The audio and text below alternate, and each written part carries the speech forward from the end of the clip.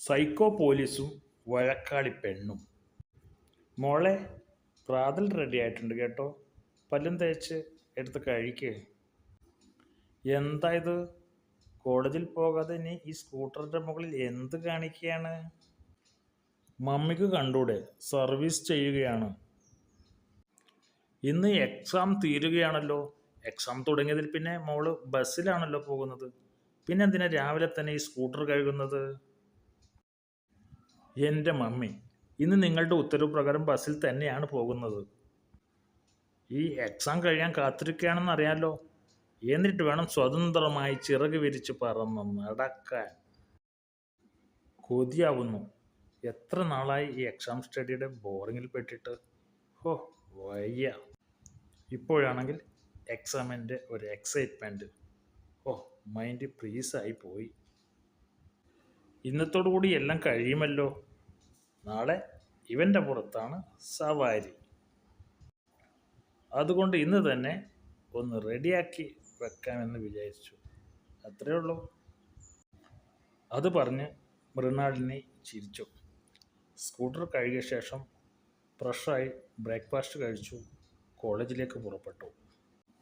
Mrinalini bus സ്റ്റോപ്പിൽ എത്തിയപ്പോൾ കവിത അവളെയും പ്രതീക്ഷിച്ച് നിൽക്കുകയാണ്. എടി മുള്ളാണി, നീ എന്താ അത്ര വൈകിയേ? കവിത ചോദിച്ചു. കവിതയെ കോളേജിൽ എല്ലാവരും കഴുത എന്നാണ് വിളിക്കുന്നത്. പക്ഷേ മൃണാളിനി ആരെയും കളിയാക്കാറില്ല. മൃണാളിനി ചിരിച്ചു പറഞ്ഞു, എടി, നാളെ തൊട്ട് ആരംഭിക്കുകയല്ലേ നമ്മുടെ രഥയാത്ര. രഥമൊക്കെ കഴുകിയെടുക്കാൻ ഇത്തിരി വൈകി. ഓ, സ്കൂട്ടി കഴുകി വെച്ചോ? നാളെ തൊട്ട് അടിച്ചു പൊളിക്കണം നമുക്ക്. ദേ മുള്ളാണി നോക്കൂ, നമ്മുടെ തമ്പുരാൻ ബസ് വന്നു. ബസ് വന്ന് നിന്നപ്പോൾ രണ്ടുപേരും ചാടിക്കയറി. നല്ല തിരക്ക്. തീപ്പെട്ടിക്കൊള്ളി അടുക്കി വെച്ചതുപോലെയുണ്ട്. രണ്ടുപേരും കമ്പിയിൽ തൂങ്ങി നിന്നു. എടി, ഇതെന്ത് കഷ്ടമാണ്. വല്ലാത്ത തിരക്ക്. എൻ്റെ എല്ലൊക്കെ ഒടിഞ്ഞു നുറുങ്ങി. മൃണാളിനി പറഞ്ഞു. ആ, അനുഭവിച്ചോ. അല്ലെങ്കിൽ നിൻ്റെ മമ്മിക്ക് വട്ടാണ്. പരീക്ഷ സമയത്ത് ബസ്സിൽ തന്നെ പോകണമെന്ന് കൽപ്പന. സ്കൂട്ടറിൽ പോകുമ്പോൾ എന്താ, എല്ലാവരും ആക്സിഡൻ്റ് ആവാനിരിക്കുകയാണോ? സ്കൂട്ടർ കൊണ്ടുപോകുമ്പോൾ വല്ലയിടത്തും വീണിട്ടോ ഇടിച്ചിട്ടോ പരിക്ക് പറ്റി എക്സാം മുടങ്ങിപ്പോകാതിരിക്കാൻ നിൻ്റെ മമ്മി കണ്ടുപിടിച്ച സൂത്രം കൊള്ളാം. എന്ത് നന്നായിട്ട് നമ്മൾ രണ്ടുപേരും എത്ര സുഖത്തിൽ കോളേജിൽ പോയതായിരുന്നു ആ സ്കൂട്ടറിൽ. ഹോ, അതൊക്കെ ഒരു കാലം. കവിത അതോർത്ത് നെടുവീർപ്പിട്ടു. എടി മുള്ളാണി, ഇങ്ങോട്ട് വാടി. ശബ്ദം കേട്ട് മൃണാളിനി പിറകിലോട്ട് തിരിഞ്ഞു നോക്കി. അഖിലയും കൂട്ടുകാരികളും ആൺകുട്ടികളുടെ ഇടയിൽ നുള്ളിപ്പരണ്ടി കാപ്പരണ്ടി അണ്ണാമിണ്ണ കുടിച്ചവളെ എന്ന കളി പോലെ ആൺപിള്ളേരുടെ പിച്ചും തോണ്ടും കൊണ്ട് ഇക്കിളി പൂണ്ട് പുളകം കൊണ്ട് മതി മറക്കുന്നു. അതിനിടയിലേക്ക് തങ്ങളെ വിളിക്കുന്നത്. പോടി അവിടുന്ന്. അവൾ മുഖം കൊണ്ട് ദേഷ്യം പ്രകടിപ്പിച്ചു. അയ്യോ, എൻ്റെ പേഴ്സ് കാണുന്നില്ല. എൻ്റെ പൈസ കട്ടോണ്ട് പോയേ. ബസ്സിൻ്റെ ഒത്ത നടുവിൽ നിന്നും ഒരു അപ്പൂപ്പൻ്റെ നിലവിളി ഉയർന്നു. അപ്പൂപ്പൻ്റെ നിലവിളി കേട്ട് കണ്ടക്ടർ അങ്ങോട്ട് ചെന്ന് കാര്യം അന്വേഷിച്ചു. എന്നിട്ട് ഉച്ചത്തിൽ പറഞ്ഞു, ആരും ഇറങ്ങരുത്. ബസ് നേരെ പോലീസ് സ്റ്റേഷനിലേക്ക് പോകട്ടെ. എല്ലാവരെയും ചെക്ക് ചെയ്യാനുണ്ട്. എന്ത്? ഞങ്ങൾക്ക് എക്സാം ഉണ്ട്. അതൊന്നും നടക്കില്ല. ബസ് നേരെ റൂട്ടിൽ തന്നെ വിട്ടാൽ മതി. ഒരു കലിപ്പൻ കോളേജ് പയ്യൻ അവരുടെ നിലപാട് വ്യക്തമാക്കി പറഞ്ഞു. അതൊന്നും പറഞ്ഞാൽ പറ്റില്ല. സംഭവം മോശമാണ്. അതുകൊണ്ട് ബസ് നേരെ പോലീസ് സ്റ്റേഷനിൽ പോയേ പറ്റൂ. കണ്ടക്ടർ കട്ടായം പറഞ്ഞു. കള്ളം കുടുങ്ങുന്ന കൂട്ടത്തിൽ പരീക്ഷ എഴുതേണ്ട കുട്ടികളും കുടുങ്ങില്ലേ? ചില യാത്രക്കാർ സംശയം പ്രകടിപ്പിച്ചു. കുടുങ്ങി, എല്ലാവരും കുടുങ്ങി.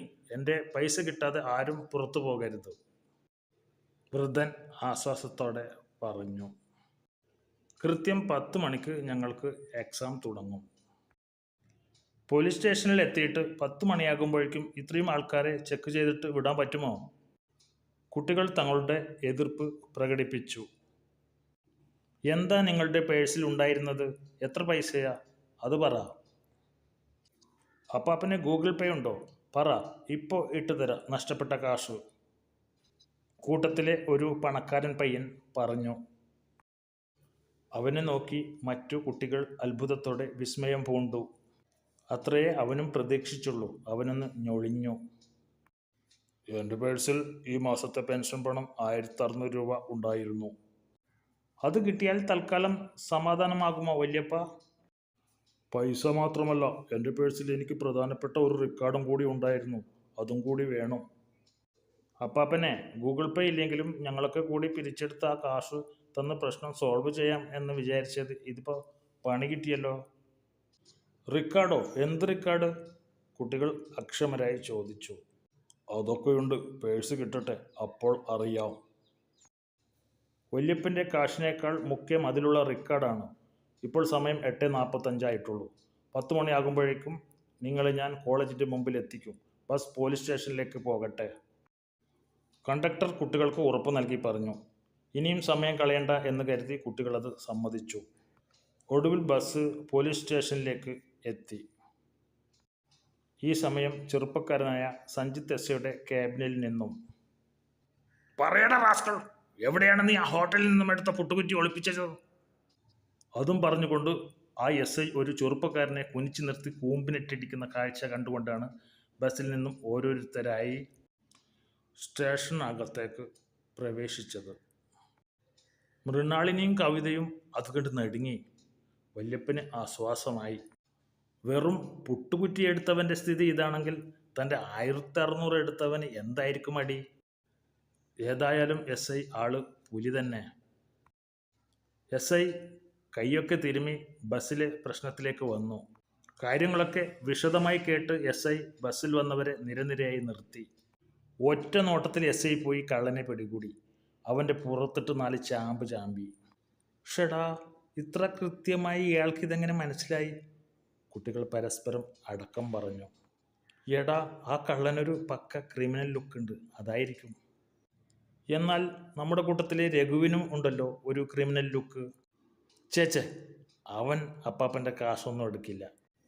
വല്ല സമരത്തിൽ തൊണ്ടക്കീറി കൊലവിളി മുദ്രാവാക്യം വിളിക്കാനോ എതിർ ടീമിൻ്റെ ബാനർ കീറാനോ മറ്റുമേ അവനൊക്കെ നിൽക്കുള്ളൂ. അത് ശരിയാ, ഇത്രയും ചെറ്റത്തരമൊന്നും കാണിക്കില്ല. പേഴ്സ് കിട്ടിയ അപ്പാപ്പൻ കാശ് എണ്ണി തിട്ടപ്പെടുത്തി. അപ്പോൾ ഒരു സ്റ്റുഡൻറ്റ് ചോദിച്ചു, എന്താ അപ്പാപ്പൻ്റെ വില പിടിച്ച രേഖ ഉണ്ടെന്ന് പറഞ്ഞത്? അപ്പാപ്പൻ പേഴ്സിൻ്റെ ഉള്ളിൽ നിന്നും ഒരു കടലാസ് തുണ്ട് പുറത്തെടുത്തു. ഇതെനിക്കെൻ്റെ ഭാര്യ പൊടിച്ച് വിവാഹത്തിന് മുമ്പ് കാമുകിയായിരുന്നപ്പോൾ എഴുതി തന്ന പ്രേമലേഖനമാണ്. യഫ്! കുട്ടികൾ ആ പ്രണയലേഖനം കണ്ട് അമ്പരന്നു. എന്താ അപ്പാപ്പൻ്റെ പേര്? ചൊക്കൻ. കലക്കി അപ്പാപ്പ, ചൊക്കൻ്റെയും പൊടിച്ചിയുടെയും എലിമിനാറ്റി. കുട്ടികൾ കൂട്ടത്തോടെ വിളിച്ചു പറഞ്ഞ് പൊട്ടിച്ചിരിച്ചു. അപ്പാപ്പൻ എസ് ഐയോട് പറഞ്ഞു, ഇത്രയും ആൾക്കാരുടെ ഇടയിൽ നിന്നും സാറവനെ പിടിച്ചല്ലോ, ഭയങ്കര തന്നെ. സാറ് പുലിയല്ല, പുപ്പുലിയാണ് കേട്ടാ. കുട്ടികളെല്ലാം തന്നെ അത്ഭുതത്തോടെ നോക്കുന്നത് കണ്ട് അല്പം സൈക്കോപാത്ത് പോലെ എസ് ഐ കണ്ടക്ടറെയും ഡ്രൈവറെയും അടുത്ത് വിളിച്ചു പറഞ്ഞു, ബസ് ഇവിടുന്ന് വിടുന്ന പ്രശ്നമില്ല. അതെന്താ സാറേ, പ്രശ്നം തീർന്നില്ലേ? യാത്രക്കാരെല്ലാം ഏകകണ്ഠമായി ചോദിച്ചു. ബസ്സിലെ കള്ളൻ ആരാണെന്ന് ഞാൻ കണ്ടുപിടിച്ചു. പക്ഷേ കുറ്റം തീർന്നില്ലല്ലോ. നിങ്ങളും ഒരു കുറ്റം ചെയ്തിട്ടുണ്ട്. ഞങ്ങളോ? ഞങ്ങളെന്ത് കുറ്റം ചെയ്തു സാറേ? കണ്ടക്ടറും ഡ്രൈവറും പരിഭ്രാന്തിയോടുകൂടി ചോദിച്ചു. നിങ്ങൾ ചെയ്ത ക്രൈം ഞാൻ പറയാം. ക്രൈമോ? ഈശ്വര, ഇയാൾക്ക് അഹങ്കാരമൊത്ത് വട്ടായോ? കുട്ടികൾ അടക്കം പറഞ്ഞു. വെറും 65 ആൾ മാത്രം സഞ്ചരിക്കേണ്ട ബസ്സിൽ നിങ്ങൾ 100 പേരെ കയറ്റി നിയമം തെറ്റിച്ചിരിക്കുന്നു. അതുകൊണ്ട് ബസ് ഇവിടെ നിന്നും വിടുന്ന പ്രശ്നമില്ല. ഇനി സ്റ്റേഷനിൽ കിടക്കും. സാർ, ഞങ്ങൾക്ക് എക്സാം ഉണ്ട്, കൃത്യസമയത്ത് കോളേജിലെത്തണം. യാത്രക്കാരെ ബുദ്ധിമുട്ടിക്കരുത്. വിദ്യാർത്ഥികളായ ഞങ്ങൾക്ക് എക്സാം കൃത്യസമയത്ത് എഴുതണ്ടേ? അതുവരെ മിണ്ടാതിരുന്ന മൃണാളിനി മുന്നിൽ കയറി വന്ന് പറഞ്ഞു. അതെ അതെ, മറ്റു കുട്ടികളും അത് ഏറ്റുപറഞ്ഞ് ബഹളം വച്ചു തുടങ്ങി. കുട്ടികളുടെ ശബ്ദം ഉയർന്നപ്പോൾ ബസ് കണ്ടക്ടർക്കും ഡ്രൈവർക്കും ഒരു ആശയം തോന്നി. സാർ, ഞങ്ങൾ സാധാരണ 75 ആൾക്കാർ മാത്രമേ കയറ്റാറുള്ളൂ. സ്കൂൾ കുട്ടികളും കോളേജ് പിള്ളേരും കയറി തുടങ്ങിയാൽ പിന്നെ ഞങ്ങൾ കൃത്യസമയത്ത് അവരെ പഠന കേന്ദ്രത്തിൽ എത്തിക്കാൻ മാത്രമേ ശ്രദ്ധിക്കാറുള്ളൂ. അതെ അതെ, അത് കേട്ട് കുട്ടികൾ ഒന്നടങ്കം വിളിച്ചു പറഞ്ഞു. We won't write exam, we won't write exam. കുട്ടികൾ പതുക്കെ സമരമുറയിലേക്ക് മാറി.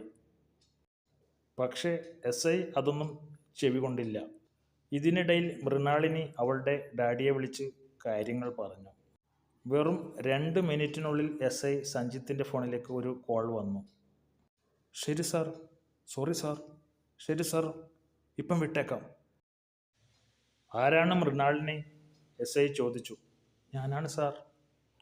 എസ് ഐ അവളെ തുറിച്ചു നോക്കി. എന്നിട്ട് പറഞ്ഞു, വെറും 2 മിനിറ്റ് കൊണ്ട് നീ DGPയെ ഇൻഫ്ലുവൻസ് ചെയ്യിച്ചല്ലോ, ഭയങ്കരി തന്നെ.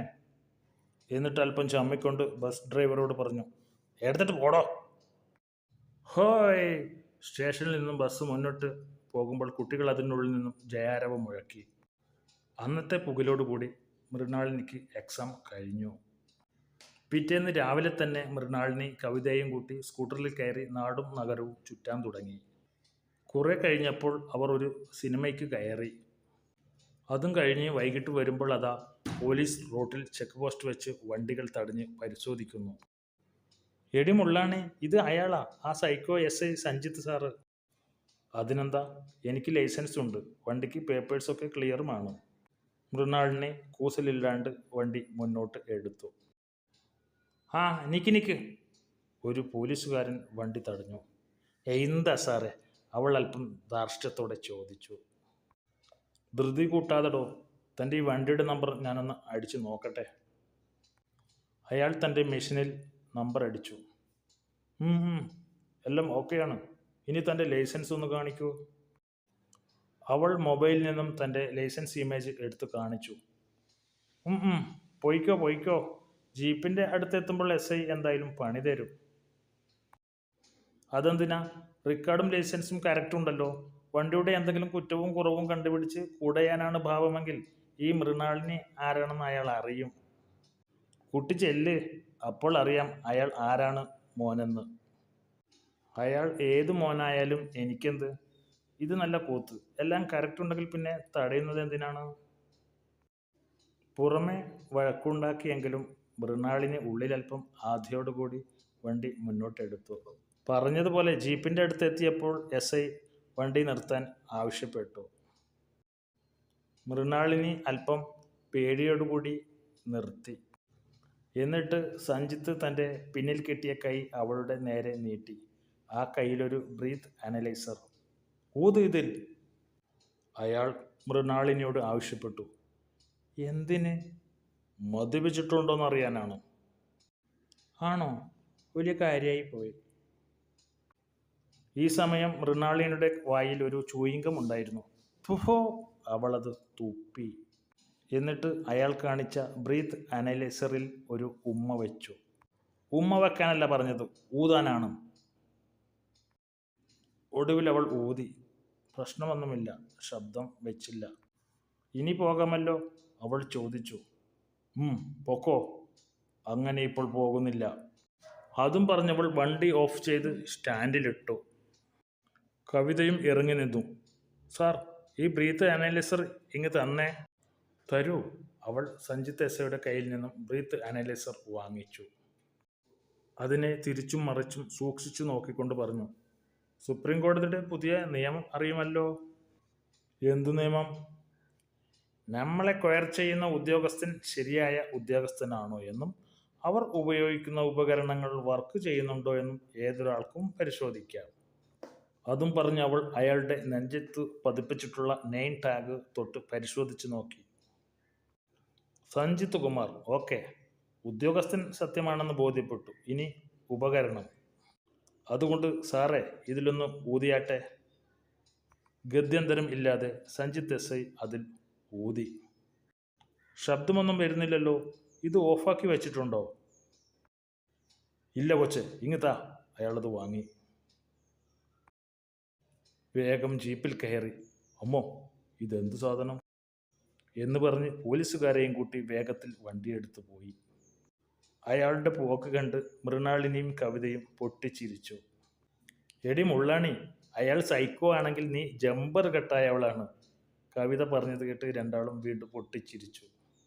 പിറ്റേ ദിവസം രഥയാത്രയുടെ 2-ാം ദിവസം മൃണാളിനിയും കവിതയും ടൗണിൽ ഐസ്ക്രീം പാർലറിൽ എന്തോ കഴിച്ചുകൊണ്ടിരിക്കെ യാദൃശ്ചികമായി സഞ്ജിത്ത് എസ് ഐ ബുള്ളറ്റിൽ അവിടെ വന്നു.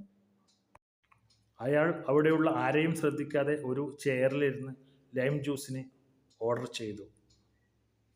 ജ്യൂസ് വന്നപ്പോൾ അയാൾ അത് ഒറ്റ വലിക്ക് കുടിച്ച് കൗണ്ടറിൽ ചെന്ന് ജിപേ ചെയ്ത് പോകാൻ തുടങ്ങി. അപ്പോഴേക്കും മൃണാളിനിയും കവിതയും ബില്ല് പേ ചെയ്ത് സഞ്ജിത്ത് എസ് ഐയുടെ അടുത്ത് ചെന്നു.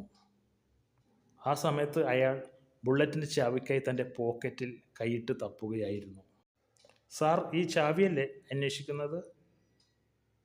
മൃണാളിനി തൻ്റെ നേരെ നീട്ടുന്ന ചാവി കണ്ട് സഞ്ജിത്ത് എസ് ഐയുടെ മുഖം വിവർണമായി. താങ്ക്സ്. ചമ്മലോടെ അയാളത് വാങ്ങി. ദേ സാറേ, പിന്നെ താങ്കളെപ്പോലെ ഇത്രയും സ്മാർട്ടായ പോലീസുകാരന് ഇത്തരം മറവി പാടില്ല. ഓ സോറി, എന്നാൽ ശരി, ഞാൻ വരട്ടെ. അയാൾ ബുള്ളറ്റ് സ്റ്റാർട്ട് ചെയ്ത് മുന്നോട്ട് പോയി. പുള്ളി ശരിക്കും ചമ്മിയിട്ടുണ്ട്, കവിത പറഞ്ഞു. എടി, പുള്ളിയെ ഞാനൊന്ന് പ്രപ്പോസ് ചെയ്തോട്ടെ? ഗൗരവത്തോടു കൂടിയുള്ള വാക്കുകൾ കേട്ട് കവിത ഒന്ന് ഞെട്ടി. എന്ത്? സത്യമാണോ മുള്ളാണി ഞാൻ ഈ കേൾക്കുന്നത്? നിനക്ക് അയാളെ ഇഷ്ടപ്പെട്ടോ? അവൾ പുഞ്ചിരിയോടെ താഴോട്ട് നോക്കി മൂളി. മുള്ളാണി, ഇതെങ്ങനെ പറയും? എനിക്കറിയില്ല, മൃണാളിനി പറഞ്ഞു. പറയാതെ എങ്ങനെ അയാൾ അറിയും? അയാൾക്ക് വേറെ വല്ല ലൈനുമുണ്ടെങ്കിലോ? കവിത ചോദിച്ചു. അതുപോട്ടെ, നമുക്ക് മുത്തശ്ശൻ്റെ തറവാട് വരെ പോകാനുണ്ട്. എന്തിനാടി? അതെ, എനിക്ക് മമ്മിയുടെ ATM കാർഡ് തന്നിട്ടുണ്ട്. കൗണ്ടറിൽ ചെന്ന് കാശ് എടുത്തിട്ട് തറവാട്ടിൽ പോയി മുത്തശ്ശന് കൊണ്ടുകൊടുക്കണം. ATMൽ നിന്നും കാശെടുത്ത് അവർ നേരെ തറവാട്ടിലേക്ക് തിരിക്കുകയായിരുന്നു. പെട്ടെന്നതാ SI സഞ്ജിത്ത് ബുള്ളറ്റും കൊണ്ട് തങ്ങളുടെ സ്കൂട്ടറിന് കുറുകെ വന്ന് നിൽക്കുന്നു. പേടിക്കേണ്ട, ഞാൻ ഈ കാർഡ് തരാനാണ് വന്നത്. ഞെട്ടിത്തരിച്ചു നിൽക്കുന്ന മൃണാളിനെ നോക്കി സഞ്ജിത്ത് പറഞ്ഞു. തൻ്റെ നേരെ നീട്ടിയ ATM കാർഡ് കണ്ട് അവൾ ഞെട്ടിപ്പോയി.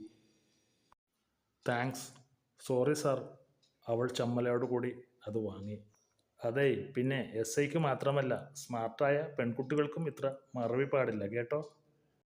താൻ നേരത്തെ പറഞ്ഞതിന് അയാൾ തിരിച്ചടിച്ചത് അവൾ നാണത്തോടെ ഉൾക്കൊണ്ടു.